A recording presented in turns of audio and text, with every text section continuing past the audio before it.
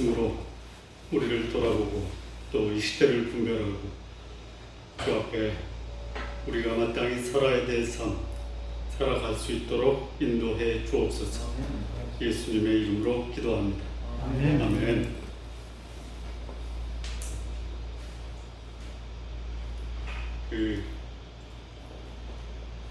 오늘 이 귀신 들려 간질병에 걸린 한 아이를 거친 이 사건을 묘한 사건으로만 볼 수도 있지만 앞에 있는 말씀과 연결시켜서 보면 훨씬 이 말씀을 이해하는 데 도움이 됩니다. 우리는 이 마태복음 17장에서 사람들이 나를 누구라 하느냐? 선지자다. 그럼 너희는 나를 누구라 하느냐? 라는 질문을 제자들에게 합니다.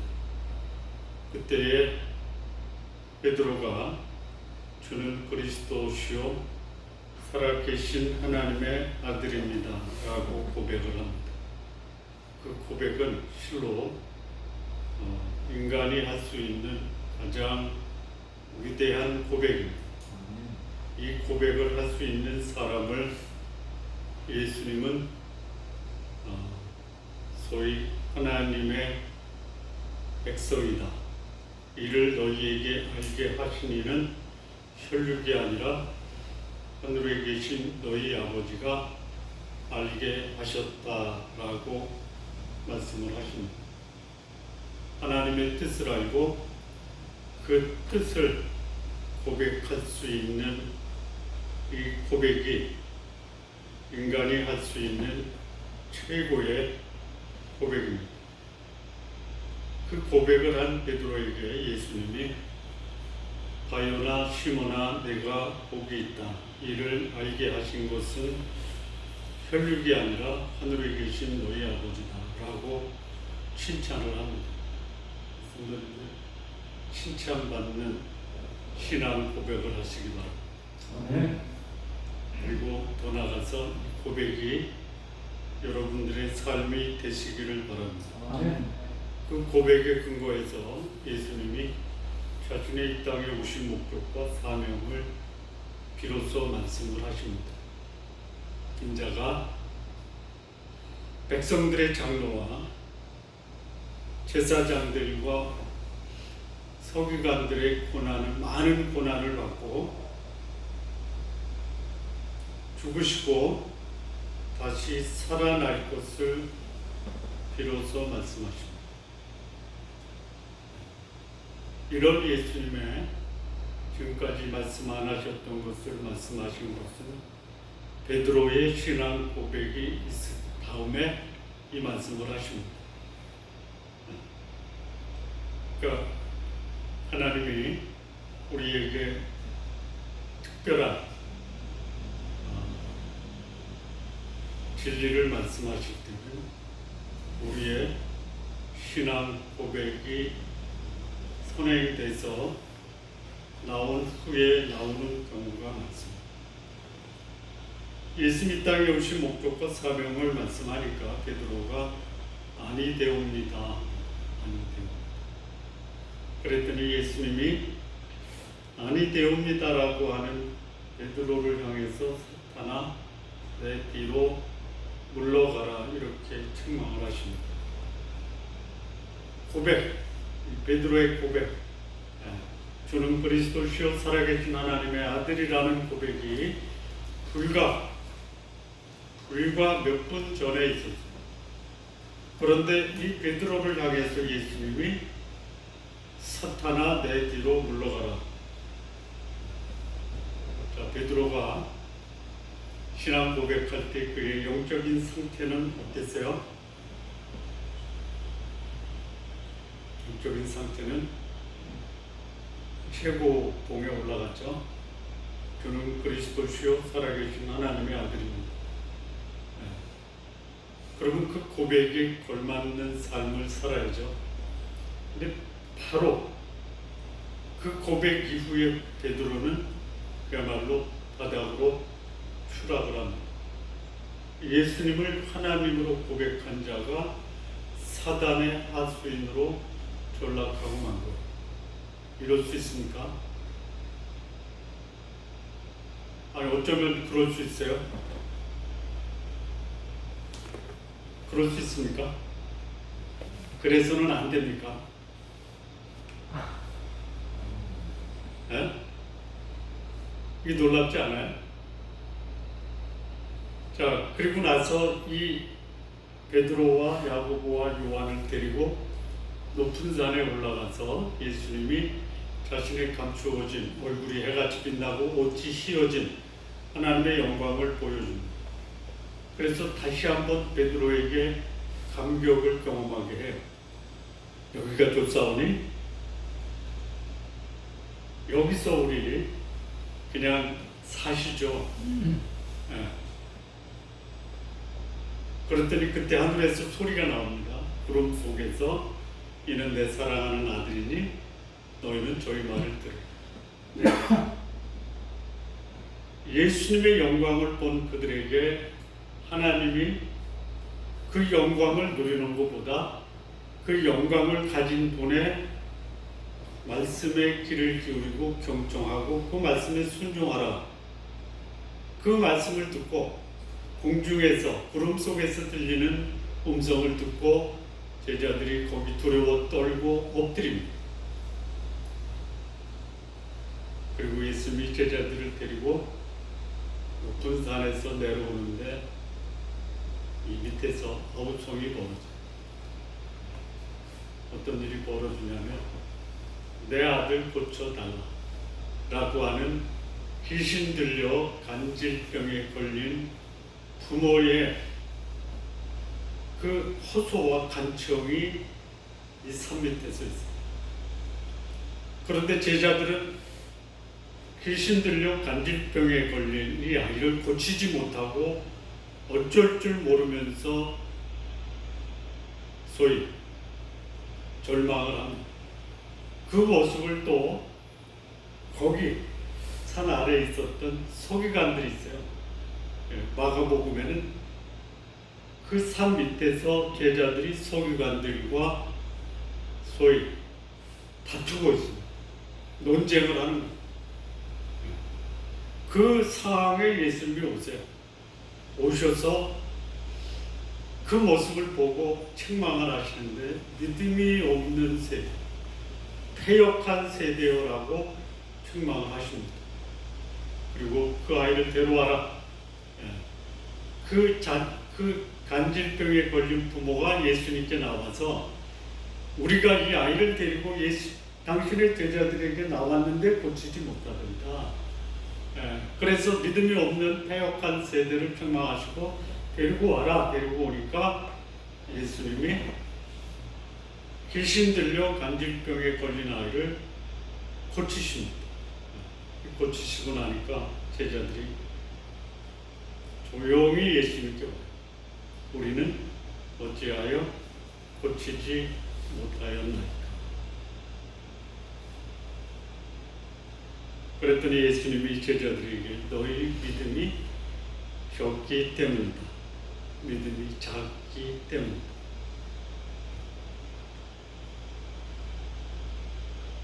믿음이 있으면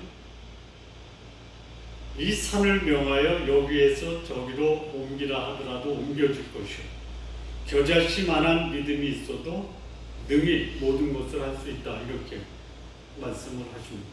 그리고 21절에 없음 이렇게 되어 있습니다.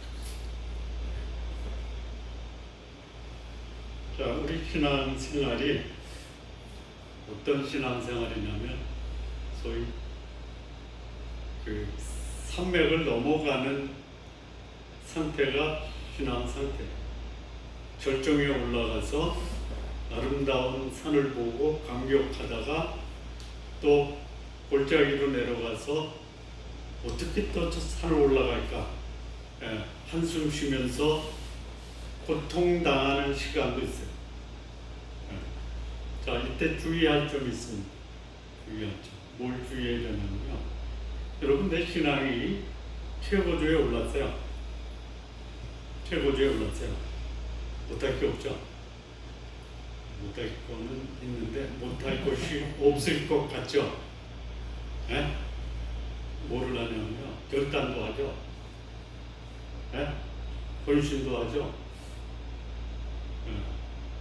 그리고 헌신하는 것에 대해서 결코 그것을 후회하거나 철회하고 싶은 마음도 없죠. 여기서 얼마가요? 얼마 동안 지속됩니까? 예? 얼마 동안 지속이 돼요? 자, 그러다가 문제에 봉착해요. 여러분, 신앙의 절정에 있다고 문제가 없는 게 아니죠. 그렇죠? 문제에 봉착해요. 예. 그래서 절대적인 하나님의 뜻을 거절해요. 그리고 사단의 하수인으로 전락되는 소위 영적 상태가 사단의 하수인까지 추락할 수 있어요. 그렇죠? 자, 여기서 한 고백이 여기서 어떻게 됐어요? 완전히 뒤집어지죠. 그래서 나 이제 끝났다. 내가 뭐 해? 아무것도 못해. 이렇게 이제 자기 자신을 하나님 앞에서 아무것도 아니다라는 절망을 하는 그런 상태에서 하나님이 그런 절망 속에 있는 우리 신앙인을 데리고 어디로 올라가요? 높은 산으로 또 가시죠. 영광을 보여주세요. 네. 이거예요. 네. 자, 이때 주의할 점이 있어요. 높은 데 있을 때 결단하지 마십시오. 네? 하지 마십시오. 아니, 높은 산에 올라가서 감추어진 하나님의 영광을 본 베드로가 여기 텐트 치고 지내죠. 그런 결단하지 말라. 서원하지 말라는. 왜 그래요? 바로 떨어져. 이게 우리의 소위 오늘날 이 시대를 살아가는 신앙인들이 보여주는 영적 모습이다라는 거예요. 예. 자, 하나님을 믿고 신앙생활을 하는데 하나님의 능력과 역사를 하셨죠? 예? 그런데 하나님의 능력과 역사를 경험했음에도 불구하고 또 어떤 때는 전혀 하나님의 능력과 역사가 나에게 나타나지 않을 때도 있죠. 있어요. 예, 여기 제자들이 귀신을 쫓아내는 능력이 있었습니까? 없었습니까? 있었죠. 예수님이 둘씩 보내면서 귀신도 쫓아내고 병도 고치고 말씀도 전하게 했죠. 그 제자들이 가서 귀신도 쫓아내고 병도 고치고 말씀을 증거했던 것을 보고 하죠. 네, 나가이다. 귀신도 나가고 병도 고쳐줍니다. 그냥 기쁨으로 돌아와서 그들의 사역복을 해요. 그때 예수님이 아주 특별한 말씀을 하세요. 그것 때문에 기뻐하는 것보다 네 이름이 생명책에 기록된 것으로 인해서 기뻐하라는 거죠. 여러분, 우리가 감격하는 것은 하나님이 나에게 베풀어진 능력과 역사도 있어요. 당연히 기뻐해야죠. 그러면 능력과 역사가 안 일어나면 기뻐하지 않아야 돼요. 우리는 기뻐할 수 있는 분명한 근거, 토대가 있잖아요. 그거 뭐예요? 내 이름이 어디에 있다? 생명책에 있다라는 거예요. 네. 자, 그렇다면 하나님의 백성들이 살아야 되는 삶에 있어서 가장 중요한 것이 뭐냐면 능력과 기사를 향하는 것보다 영혼들의 이름이 생명책에 기록되도록 돕는 거고 내 이름이 생명책에 기록되어 있다라는 것을 확인합니다. 5,000명을 먹이시고 수많은 사람들이 예수님께 와서 우리가 어떻게 하여야 하나님의 일을 합니까? 라고 물었을 때 하나님의 보내신 자를 믿는 것이 하나님의 일이다. 자, 우리가 중국 가서 하나님 앞에 자랑할 게 있습니까? 있어요. 어떤 분은 주를 위해서 순교도 했어요. 자랑할 거리가 되죠. 거룩하게 살았어요. 자랑할 거리가 되죠. 근데 가장 하나님께서 기쁘게 받으시는 것이 뭐예요? 우리가 하나님의 아들 예수 그리스도를 믿었다라는 거죠. 그 믿음으로 살면 하나님이 나를 통해서 기적도 행하시고 능력도 행하시고. 그러니까 우리의 믿음, 신앙생활의 핵심은 뭐냐? 예수 그리스도를 믿음으로 그와 동행하는 삶. 능력을 구하기 전에, 기적을 경험하기 전에 내가 예수 그리스도 하나님의 아들 그분과 동행하고 그분을 믿는 믿음 안에서 사느냐가 훨씬 더 하나님이 기뻐하시는 우리들의 삶입니다. 자, 산 위에서는 하나님의 영광을 보고 감격한 제자들이 있어요. 그런데 산 아래서는 병을 고치지 못하고 절망하고 갈팡질팡하는 제자들의 모습이 있어요. 산 위에서는 축제와 같은 분위기예요. 여러분, 요즘에는 지방자치제가 돼가지고 각 지방자치단체마다 절기별로 축제를 하죠. 축제하고 있다라는 것을 볼 수 있는, 눈으로 볼 수 있고 확인할 수 있는 게 뭐예요? 몇 가지 있어요. 첫째, 곰풍선을 띄운다. 네? 플랜카드를 붙여놓는다. 그 다음에 흔히 볼 수 있는 게 뭐냐면요, 대형 텐트 치는 거죠. 예? 그 축제 아니에요. 예. 산 위에서 베드로가 뭐라 그래요? 우리 여기서 축제합시다. 뭐 치고? 텐트 치고. 예. 텐트 치는 신앙 하지 마세요. 예? 예. 그거보다 더 중요한 게 뭐예요? 텐트 치는 것보다 더 중요한 게 뭐예요? 예? 너희는 그의 음성을 들어라 이거예요. 예. 산 위에서는 축제와 같은 그런 분위기인데 산 아래서는 탄식과 안타까움과 아우성의 연속이에요. 신앙생활하면 산에서 축제와 같은 그런 신앙생활 하는 사람도 있어요. 그거 부러워하지 마십시오. 산 아래서는 탄식과 안타까움과 같은 이런 신앙생활 하는 사람도 있어요. 그것 때문에 한숨 짓지 마십시오. 그럴 수도 있고 이럴 수도 있어요. 자, 예수님과 함께 있어서 영광을 보면서 축제를 지내는 사람, 여기가 저 사람이 여기 있습니다. 귀신 들려 간질병에 걸린 사람, 아이를 고치지 못하고 아우성치는 사람이 있어요. 문제는 높은 산에서 영광을 보는 것이냐, 문제는 산 아래서 아우성치는 것이냐, 이게 중요한 게 아니죠. 그럴 수도 있고 이럴 수도 있어요. 문제는 뭐예요? 산에 있어도, 축제와 같은 곳에 있어도 하나님의 뜻을 모른다면, 축제 가운데 있어도 그것은 하나님 보시기에는 축제가 아니에요. 산 아래 있어요.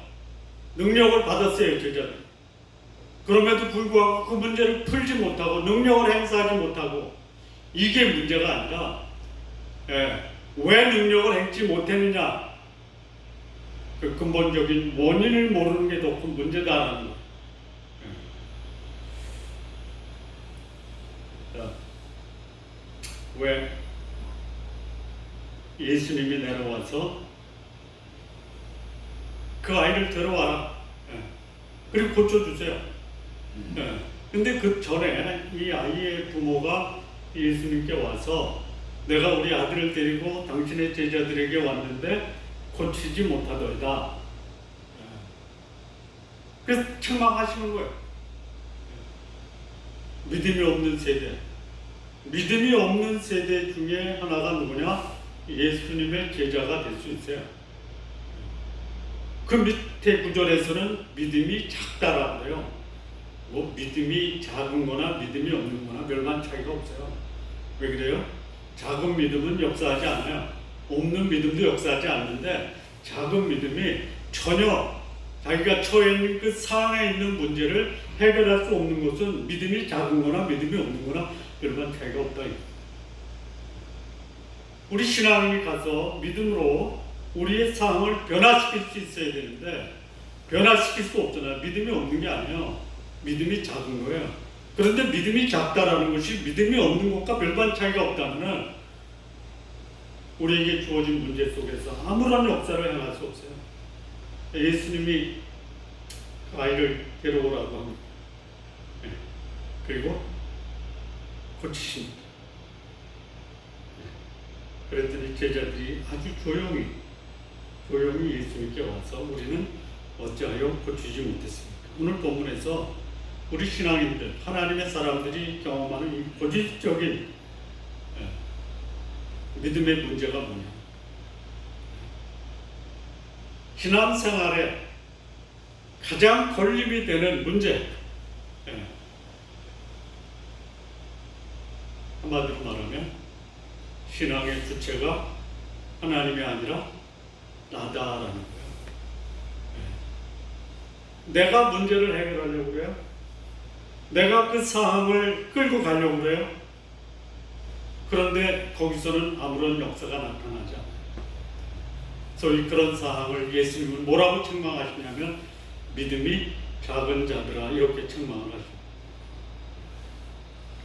어째서 여기 제자들은 그들이 하나님께로부터 받았던 능력과 기적을 행사할 수 없었나? 첫 번째는요, 14절에서 16절 말씀인데요.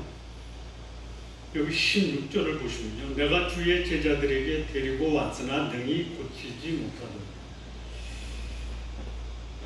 이 아이, 소위 귀신 들려 간질병으로 고생하는, 돌에도 넘어지고 물에도 넘어지는 이 아이를 여기 한 사람이 예수님의 제자에게 데리고 왔다라고 예수님께 와서 고자질을 하는 거예요. 자, 이 사람이 자기 아들을 데리고 제자들에게 온 거는 왜 온 거예요? 왜 왔어요? 제자들이 전에 귀신을 내쫓고 병을 고쳤다라는 것이 소문이 났죠. 네? 자, 또 이럴 수 있어요. 예수님이 베드로, 야고보, 요한과 높은 산에 올라갔죠. 제자들은 산 밑에 있죠. 네? 소위 말하면 가이사랴 빌립보 그 지역이라고 보면은 그 지역에 들어가서 제자들이 그 홍보를 했을 거예요. 뭐라고 했냐면 포스터 들고 다니면서 와 봐라, 귀신 들린 자가 난다, 병자가 고쳐진다라고 그 가이사랴 빌립보 지방에 들어가서 홍보를 했을 수도 있죠. 나온 거예요. 이 귀신 들려서 관질병에 걸린 이 부모가 제자들의 소문을 듣고 나올 수도 있고, 아니면 제자들이 그 지역에 들어가서 와봐라, 병 있는 자는 와봐라,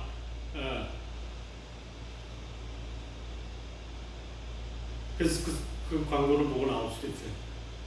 근데 제자들이 못 고치는 거예요. 왜 못 고쳤을까요? 능력이 없어서 못 고쳤습니까?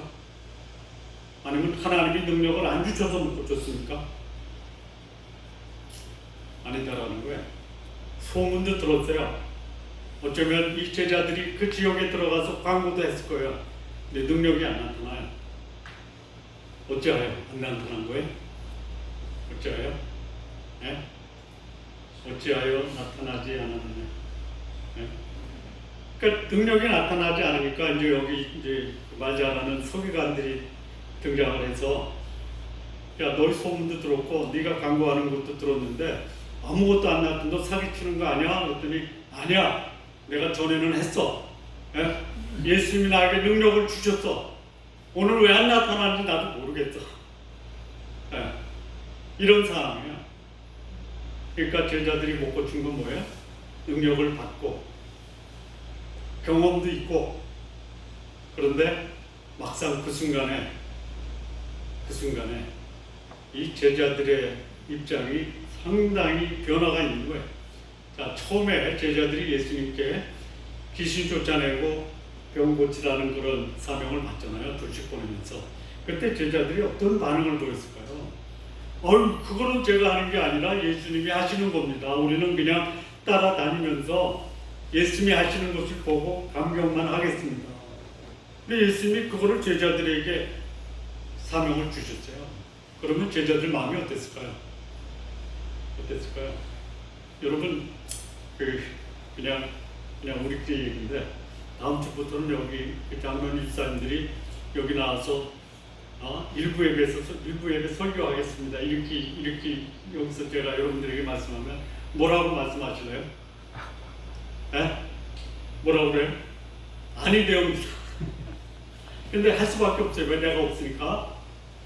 그러면 어떻게 설교 준비하시겠어요? 이렇게 하실 거예요. 하나님, 우리 목사가 나한테 설교를 부탁을 했는데, 설교 못하는 거 아시지 않습니까?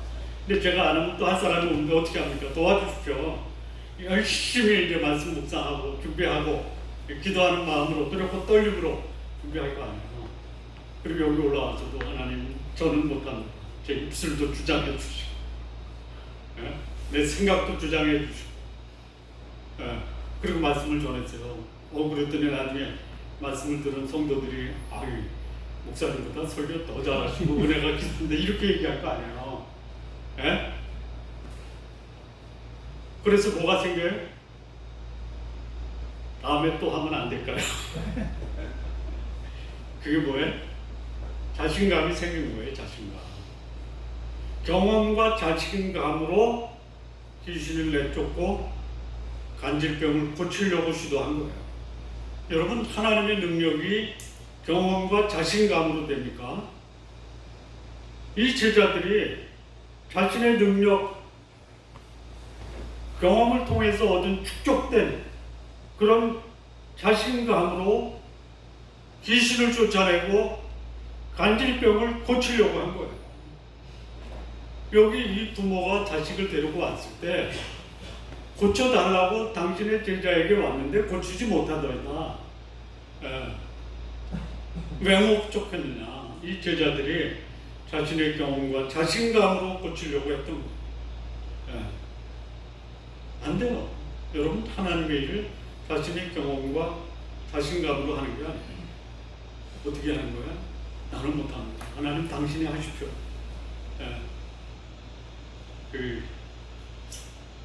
두렵고 떨림으로 해야 된다.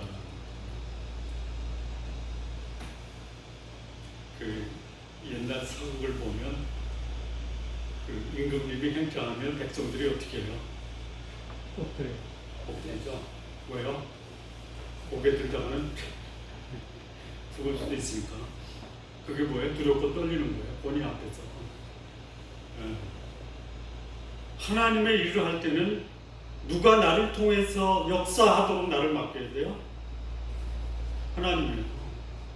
내 경험을 의지하는 거예요. 내 자신감을 의지하는 거예요. 역사가 나타나겠어요? 안 돼요. 안 나타나는 거예요. 아마 전에 그랬을 거예요. 가다가 귀신 들린 자를 만났어요. 어떻게 했을까요? 도망갔을까요? 아니면 때가 왔구나. 그런데 나는 능력이 없어요. 예수님 말씀하셨어요. 귀신을 내가 쫓으라라고 말씀하세요. 주님, 당신이 나에게 귀신을 쫓아내라라고 말씀하셨는데 저에게 능력이 없는 거 아시지 않습니까? 근데 예수님이 그 마음속에, 그래, 너는 안 돼. 내가 너에게 하라고 했으니까 내가 할 거야. 너는 다만 나의 도구가 돼. 그래서 두렵고 떨리는 마음으로 내가 예수 그리스도의 이름으로 명하노니 귀신아 나가라 그런 거예요. 누가 내쫓은 거예요? 내 소리가 내쫓은 거예요? 아니면 예수 그리스도의 이름을 힘입어 예수님의 이름으로 귀신을 쫓아낸 거예요? 예수님의 이름이에요. 근데 두 번째는 이제 뭐 하는 거예요? 예수님이 나를 통해서 역사할 때 내가 한 게 뭐예요? 내가 한 게 뭐예요? 소리 지르는 거 아니에요. 바알의 선지자들이 소리 지르잖아요. 바알의 선지자들이 소리 지르거나 예수님의 능력을 덧입지 않고 내가 소리 지르는 것이 바알의 선지자가 소리 지르는 거나 내가 소리 지르는 무슨 차이가 있냐? 똑같이. 여러분, 소리 지르세요? 소리 지르십시오. 누구의 이름으로 소리를 질러요? 예수님의 이름으로 소리를 지르세요. 나는 안 돼. 두렵고 떨리는 사람이 소리치죠. 예? 예, 나는 안 됩니다. 그러나 당신의 이름으로 제가 당신의 일을 하겠습니다. 도와주십시오. 그렇게 했던 제자들이 이제는 소리를 의존하는 거예요. 그리고 그렇게 했던 경험을 의존하는 거예요. 그리고 내가 했다라는 나에 대한 나를 믿고 있는 자신감이 이 제자들의 삶을 결국은 실패하게 한 거예요. 처음에는 순종함으로 나갔어요. 마음에는 걷잡을 수 없는 불안과 두려움이 있었어요. 그리고 나는 전혀 병을 고치거나 귀신을 내쫓을 수 있는 능력이 없다는 것다. 그런데 예수님이 나에게 말씀하신 그 말씀에 순종해서 복음도 전하고 병도 고치고 귀신도 내쫓고. 근데 지금 이 높은 산 아래에서 제자들은 그들의 도움을 필요로 하고 있는 사람에게 아무런 능력을 발휘하지 못합니다. 왜요? 내 경험과 내 자신감을 의지했기 때문에. 하나님의 역사에 가장 걸림이 되는 것 중에 하나가 뭐냐면 자신을 의지하고 자신의 경험을 따라서 행동하는 요거 극복하셔야 돼요. 날마다 하나님이 나에게 주시는 새로운 말씀, 그 말씀에 순종함으로 하나님의 일을 해야지 내 경험을 삼아서 내 경험을 토대로 하나님의 일을 하는 것은 결국은 나를 절망시키게 한다. 두 번째는요, 19절, 20절에 여기 20절 보면요, 너의 믿음이 작은 까닭, 믿음이 작았다. 믿음이 작았다. 자, 믿음에는요, 작은 믿음이 있고요, 큰 믿음이 있어요. 작은 믿음과 큰 믿음의 차이는 뭐냐면, 작은 믿음은 믿음이 있어요. 근데 아무런 믿음의 역사가 안 나타나는 게 작은 믿음이에요. 큰 믿음은 뭐예요? 역사가 나타나는 믿음이 큰 믿음이에요. 그러면 작은 믿음이 뭐예요? 작은 믿음이 뭐예요? 작은 믿음은요, 쉽게 얘기하면요, 하나님 고쳐주실 줄 믿습니다 하죠. 예? 고쳐주실 줄 믿습니다 했어요. 소리도 지르고요, 무릎도 꿇었어요. 예? 두 손도 들었어요. 역사가 나타나요. 그런 믿음은 작은 믿음이죠. 그런 믿음이 작은 믿음이죠. 역사가 나타나지 않는 믿음. 근데 믿음이 있어요. 그 믿음은요, 차라리 다른 말로 대체하는 게 나아요. 내가 교회 가서 기도하면 하나님이 응답하실 거예요. 이게 큰 믿음입니까? 작은 믿음입니까? 예? 우리 기도합시다. 하나님이 도와주실 거예요. 하나님 고쳐 주시옵소서. 역사하여 주시옵소서. 이 큰 믿음이에요? 작은 믿음이에요? 예? 왜 작은 믿음이에요? 왜 작은 믿음이에요? 믿어. 역사가 안 나타나면 작은 믿음이에요. 안 믿어서 역사가 안 나타난 거예요? 예? 믿음이 작아서 안 나타난 거예요. 그래서 역사가 나타나지 않는 그 믿음으로 기도를 했는데 역사는 안 나타나요. 그럼 그 믿음이 왜 작은 믿음이냐? 이거는 나의 희망이에요. 나의 기대예요. 나의 소원이에요.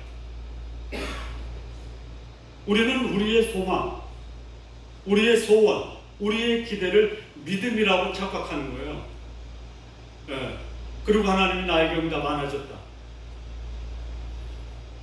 그 믿음은 뭐예요? 그 믿음은 뭐예요? 하나님이 반드시 응답하는 믿음이에요. 예? 그러면 하나님이 반드시 응답하는 믿음은 뭐예요? 어떤 믿음이에요? 하나님이 약속하신 약속의 말씀에 근거해서 하나님의 도움을 구하는 게 뭐예요? 큰 믿음이에요.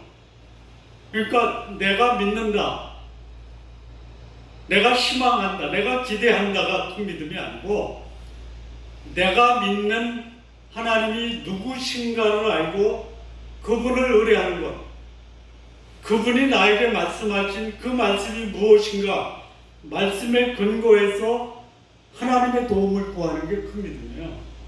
근데 우리는 기대와 희망을 가지고 기도를 하지만 내가 기도하는 기도의 대상은 잘 몰라요.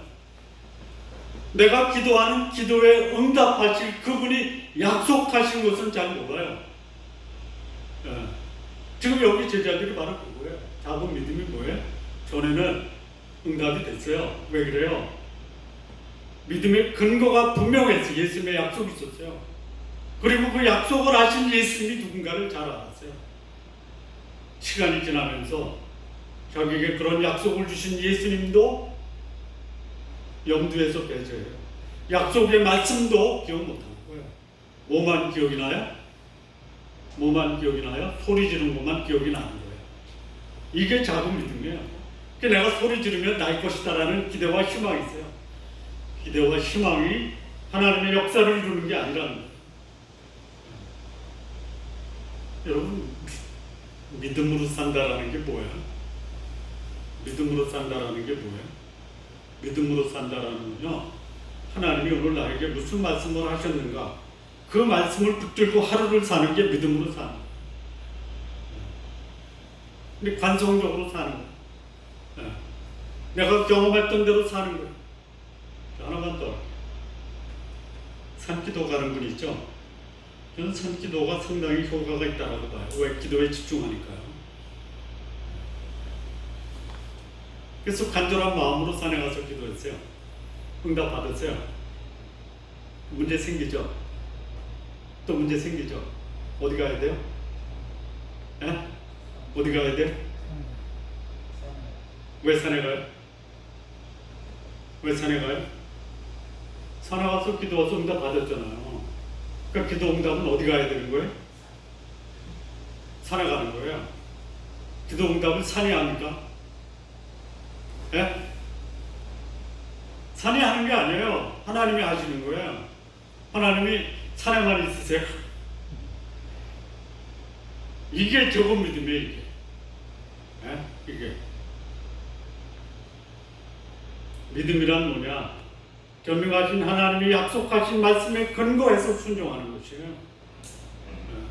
근데 제자들은 약속의 말씀보다 자신의 경험에 의지한 거예요. 그러다 실패한 거예요. 세 번째, 여기 21절 말씀이 나오죠. 21절 말씀은 성경에 보면 옥성이라고 되어 있어요. 근데 이 동일한 말씀이 마가복음 9장에서는 9장 29절에 이르시되 기도 외에는 다른 곳으로는 이런 종류가 나갈 수 없다. 기도하지 않았다. 근데 또 다른 구절이 있어요. 다른 사본. 다른 사본에는 기도와 또 하나가 더 들어가 있는데 금식이 있어요. 금식. 기도와 금식 외에는 이런 곳이 나갈 수 없다. 자, 오해하지 마십시오. 기도하고 금식하면 다 낫습니까? 네? 아니죠. 기도의 의미가 분명한 거예요. 금식이 뭔지 그 금식의 의미가 분명해야 돼요. 그러니까 기도가 뭐예요? 기도는 자신의 시선을, 자신과 세상을 바라보다가 그 시선을 하나님께 돌리고 하나님의 음성에 귀를 기울이는 게 기도하는 거예요. 그러니까 우리가 기도할 때 하나님의 음성에 귀를 기울이십니까? 아니면 내가 할 소리 다 하고 끝납니까? 앞으로는요, 기도할 때요, 들으려고 하시죠? 말하려고 하지 마십시오. 경청하는 기도를 하셔야지 요청하는 기도하지 마십시오. 경청하다 보면 거기 내 문제에 대해서 하나님께서 말씀하세요. 문제가 있어요. 이 문제를 가지고 하나님의 음성에 귀를 기울이세요. 그러면 하나님의 말씀 속에서 우리에게 이 문제를 해결할 수 있는 하나님의 음성이 들려옵니다. 금식하셔야 돼요. 금식. 자, 금식했더니 하나님이 들어주셨어요. 그러면 다음부터 문제가 생기면 뭐 하면 돼요? 금식하시면 되죠. 금식하십시오. 그런데 금식이요, 밥을 굶는 것으로는 금식이 아니에요. 자, 우리 심각한 문제가 생기고 또 이 문제는 반드시 해결돼야 됐다라고 하고 이 문제를 해결할 분이 있는데 이분이 잘 응답을 안 해. 그러면 그분을 감동시키기 위해서 할 수 있는 것 중에 극단적인 방법이 뭐예요? 금식이에요. 금식.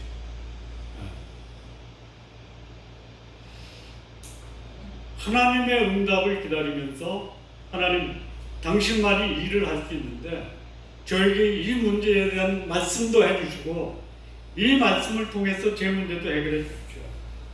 그러기 전까지는 저는 곡기를 끊고 내 생명을 당신 손에 맡깁니다. 이게 금식이에요. 근데 그런 게 없었어요. 기도가 금식이 없었어요. 하나님과 상의하지도 않고 자기 경험 의지했어요. 하나님 바라본 게 아니라 자기를 바라본 거예요. 설령 금식을 했는데 하나님의 도움을 구하는 금식이 아니라 금식해서 내가 문제를 해결했다라는 자기 경험을 삼아서 금식할 수도 있어요. 이 문제 해결이 안 되는 거예요. 이 제자들에게 기도도 없었고 금식도 없었어요.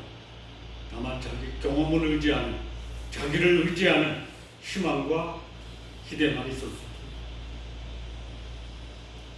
자, 마무리 짓겠습니다. 조금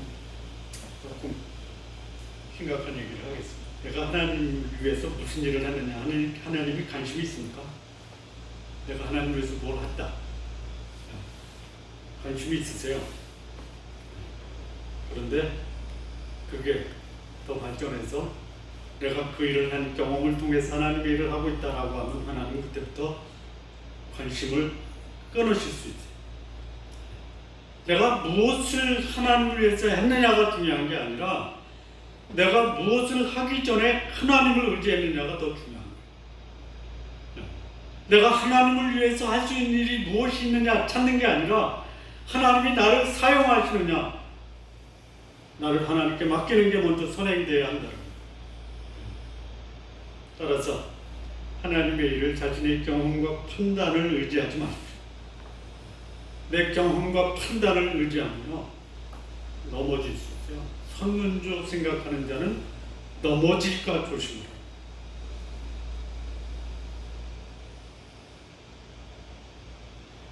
또한 하나님이 나를 통해서 일을 하시도록 하나님을 의뢰하십시오. 믿음으로 하나님의 일을 하라는 거예요. 그 얘기는 뭐냐? 일을 하기 전에 하나님 저를 당신의 도구로 써주십시오. 하나님께 나를 맡기는 일이 먼저 선행되어야 된다. 그리고 하나님이 나를 통해서 일하시도록 나를 그분의 도구로 내어드리십시오. 내가 하나님의 일을 하는 것이 아니라 오히려 하나님이 나를 사용하시도록 하십시오. 하나님의 사람들의 결정적인 실수는 뭐냐? 내가 당신을 위해서 이런 일을 하겠습니다. 그러면 하나님이 관심을 안 가질 수 있어요. 그런데 하나님 저를 당신의 도구로 써주십시오.